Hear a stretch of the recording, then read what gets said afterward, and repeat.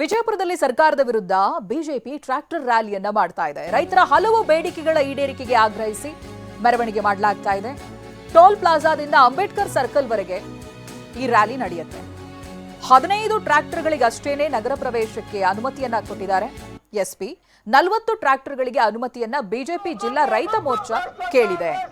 ಸಂಸದ ರಮೇಶ್ ಜಿಗಜಿಣಗಿ, ರೈತ ಮೋರ್ಚಾ ಅಧ್ಯಕ್ಷರು, ನಡಹಳ್ಳಿ ಗಂಗಾವತಿ ಶಾಸಕ ಜನಾರ್ದನ್ ರೆಡ್ಡಿ ಸೇರಿ ಹಲವರು ಭಾಗಿಯಾಗಿದ್ದಾರೆ.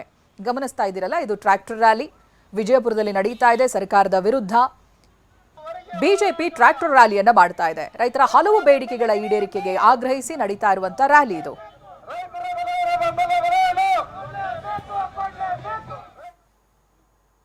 ಇಲ್ಲಿ ವಿಷಯ ಏನಂತಂದ್ರೆ, ಸಿದ್ದರಾಮಯ್ಯ ಅವರ ನೇತೃತ್ವದ ಕಾಂಗ್ರೆಸ್ ಸರ್ಕಾರ ರೈತರ ವಿರೋಧಿ ಸರ್ಕಾರ ಅನ್ನುವಂಥ ಒಂದು ಇದನ್ನ ಅವರು ಈಗಾಗಲೇ ತೋರಿಸ್ಕೊಂಡ್ಬಿಟ್ಟಿದ್ದಾರೆ.